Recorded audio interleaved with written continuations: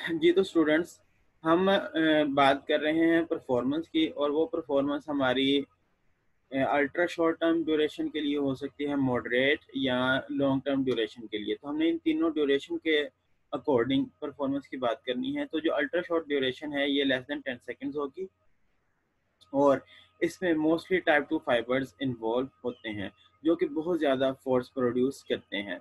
और इसमें जो कंपोनेंट्स हैं, जितनी मोटिवेशन ज़्यादा होगी, जितनी स्किल्ड पर्सन होगा और जितना उसके पास एक्साइटमेंट होगी, वो ज़्यादा उतना परफॉर्म कर सकेगा।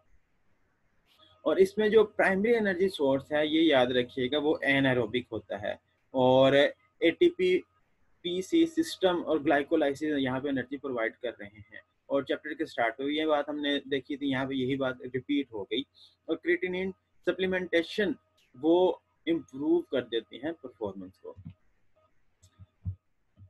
सिमिलरली यहाँ पे जो फैक्टर्स हैं फटीग और अल्ट्रा शॉर्ट टर्म इवेंट्स को किस तरह अफेक्ट कर रहे हैं, तो जो ऊपर हमने पॉइंट्स डिस्कस किए हैं, ये उन्हीं पॉइंट्स की एक समरी हमें यहाँ पे मिल गई कि प्रैक्टिस और स्किल्स इम्प्रूव करती हैं, मोटिवेशन, फाइबर्स और मसल पावर कितनी है वो इम्प्रूव करती हैं। और फाइबर्स में और मसल पावर को इम्प्रूव करने के लिए हमें एनर्जी चाहिए, तो ये एनर्जी सोर्सेज हमारे पास फॉस्फोक्रिएटिनिन एंड ग्लाइकोलाइसिस से अवेलेबल होते हैं। इन्हीं बातों की यहाँ पे हमें समरी बता देगी। अल्ट्रा शॉर्ट टर्म ड्यूरेशन के बाद हमारे पास आते हैं शॉर्ट टर्म ड्यूरेशन परफॉर्मेंस। ये इवेंट्स 10 सेकंड से लेके 180 सेकंड्स यानी कि 3 मिनट तक रहते हैं। और इसमें हमारा जो एनर्जी सिस्टम है वो एनएरोबिक से शिफ्ट हो जाता है एरोबिक मेटाबॉलिज्म पे। और हमें जो एनएरोबिकली 10 सेकंड्स तक एनर्जी सप्लाई होती है, वो कहाँ से मिलती है? 70% हमें एनर्जी सप्लाई हो रही होती है एनारोबिकली। और जब हम उसके बाद 180 सेकंड्स तक परफॉर्म करते हैं, तो हमें जो एनर्जी मिलती है वो एरोबिकली मिलती है। Anaerobic glycolysis primary energy source है, जो कि अब इसकी वजह से क्या होता है, जो लैक्टेट एंड प्रोटॉन लेवल्स हैं वो इंक्रीज हो जाते हैं, और वो उसके बाद इंटरफेयर करते हैं कैल्शियम बाइंडिंग को साथ। और कैल्शियम बाइंडिंग हम ऑलरेडी डिस्कस कर चुके कि वो प्रोपोनिन के साथ बाइंड होती है, और उसके बाद जैसे एक्टिन और मायोसिन फिलामेंट्स इफेक्ट होते हैं। अब इसमें यहाँ पे देखिए, एमसीक्यू पॉइंट ऑफ व्यू से लास्ट में था कि क्रिएटिनिन सप्लीमेंटेशन इम्प्रूव कर रही है परफॉर्मेंस को। और शॉर्ट टर्म परफॉर्मेंस के अंदर बफर्स अगर इंजेस्ट किए जाएं, तो उसकी वजह से परफॉर्मेंस इम्प्रूव होती है। तो ये बातें जनरल सी हैं, ये आपने लाजमी याद रखनी है। उसी तरह समरी दे दी गई, यहाँ पे हमारे पास कौन से कंपोनेंट्स हैं जो कि अफेक्ट कर रहे हैं और कंट्रोल कर रहे हैं। तो यहाँ पे बफर्स कंट्रोल कर रहे हैं मसल्स को, ब्लड प्रोटॉन्स को या हाइड्रोजन आयंस को। इसके अलावा ग्लाइकोलाइसिस और दूसरे कंपोनेंट्स वो शॉर्ट टर्म ड्यूरेशन के अंदर रोल प्ले कर रहे हैं। उन्हीं बातों की यहाँ पे अगेन समरी है, कुछ मुश्किल बात नहीं है, इसको देख लीजिएगा। अल्ट्रा शॉर्ट टर्म हमने कर लिया, शॉर्ट टर्म ड्यूरेशन कर लिया। अब हम बात करेंगे मॉडरेट लेंथ परफॉर्मेंस की। टाइम, आपको टाइम पीरियड सबका अच्छे से याद होना चाहिए। 3 to 20 minutes moderate length performance है। इसमें जो 3 मिनट तक हमें एनर्जी एरोबिकली मिलती है, और वो 60% एटीपी जनरेटेड है। इसके अलावा जब हम 3 मिनट से ज़्यादा परफॉर्म कर रहे होंगे, तो वो हमारे पास 90% एटीपी जनरेटेड एरोबिकली होगी एनर्जी। VO2 मैक्स यहाँ पे बहुत ज़्यादा इंपॉर्टेंट रोल प्ले करती है। जितना मैक्सिमम स्ट्रोक वॉल्यूम होगा, इसके अलावा आर्टेरियल ऑक्सीजन कंटेंट जितना ज़्यादा होगा, हीमोग्लोबिन बॉडी के अंदर जितनी ज़्यादा होगी, और जितना हम इनहेल ज़्यादा करेंगे, उतनी ज़्यादा परफॉर्मेंस होगी। इसमें हमारे पास एनर्जी एक्सपेंडिचर के लिए कौन से फाइबर्स रिक्वायर हैं, कौन सी चीज़ यहाँ पे ज़्यादा रिक्वायर है, तो टाइप 2 एक्स फाइबर्स वो यहाँ पे रिक्रूट किए जाते हैं। और परफॉर्मेंस की वजह से जो लैक्टेट लेवल है और प्रोटॉन्स एक्यूमुलेशन लेवल है वो इंक्रीज हो जाता है। ये सारे फैक्टर्स को यहाँ पे समराइज किया गया। तो इसके अंदर ऐसे कोई मुश्किल बात नहीं है, इसको देखिएगा, ना समझ लगे तो लाजमी पूछिएगा। यहाँ पे एक सिंपल सा क्वेश्चन है, maximum oxygen Uptake important in distance runner performance. जो डिस्टेंस रनिंग कर रहे हैं उनमें जो मैक्सिमम ऑक्सीजन अपटेक है, जितनी ऑक्सीजन वो इनहेल कर रहे हैं, उसका कितना ज़्यादा रोल है।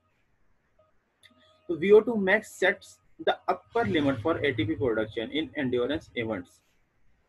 तो अब वो कहते हैं कि अगर आप 100% VO2 max दे दें तो फिर भी वो even though race is not run at 100% VO2 max, वहाँ पे ऑक्सीजन और बॉडी के अंदर और जगहों पे भी यूटिलाइज हो रही होती है। ये परफॉर्मेंस किस तरह से अफेक्ट करती है? VO2 max eight which runner can perform, कितना परफॉर्म कर सकता है उतना परसेंट वहाँ पे VO2 max यूटिलाइज होगी। और रनिंग इकोनॉमी, ये हमने लास्ट सेमेस्टर के अंदर भी ये टर्म पढ़ी थी।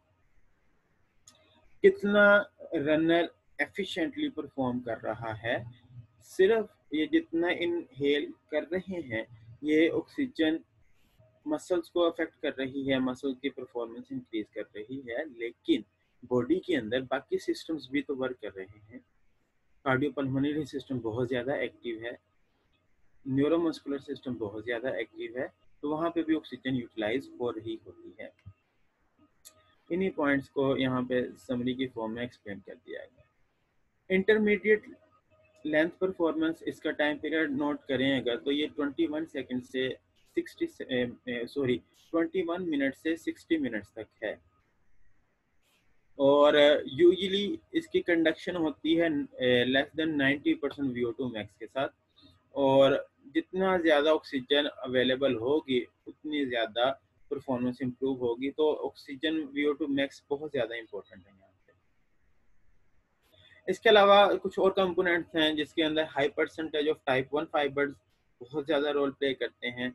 एनवायरमेंटल कंपोनेंट्स हैं कि अगर हीट के अंदर हॉट एनवायरनमेंट में हम लोग ये एक्टिविटीज़ परफॉर्म कर रहे हैं, ह्यूमिडिटी बहुत ज़्यादा है या स्टेट ऑफ हाइड्रेशन है। आप मैराथन रेस सर्च को देखिएगा कि ड्यूरिंग रेस वो पानी भी पी रहे होते हैं, वो अपने ऊपर पानी गिरा भी रहे होते हैं।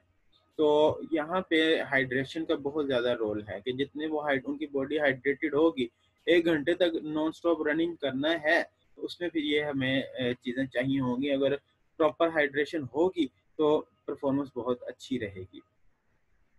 ये उसी तरह सारे कंपोनेंट्स को समराइज किया गया और यहाँ पे हमें बस समरी है।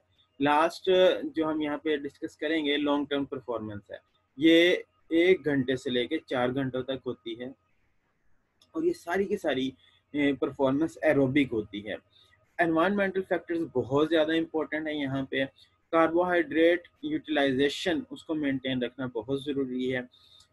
इसमें मसल्स और जो लिवर ग्लाइकोजन स्टोर है कार्बोहाइड्रेट्स का और दूसरे कंपोनेंट्स का, वो उनके अंदर डिक्लाइन आ जाता है।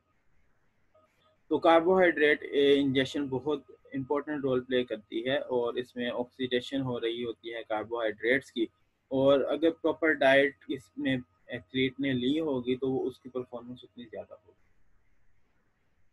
Consumption of fluids and electrolytes very important, and diets is the main influencer of performance of athlete in long term performance।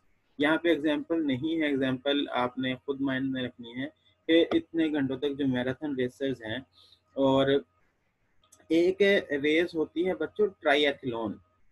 किसी ने नाम सुना है कभी? What is triathlon? ओके, नहीं पता आई थिंक सो। अगर किसी को पता है तो मुझे आप चैट बॉक्स में बता सकते हैं। इसमें 3 तरह के गेम्स को इकट्ठा परफॉर्म किया जा रहा होता है, जिसमें साइकिलिंग होती है, रनिंग होती है और स्विमिंग होती है। तो ये 3 तरह के गेम्स को परफॉर्म किया जाता है वो ट्रायथलॉन, तो वो भी 1 से 4 घंटे तक ये चलते हैं।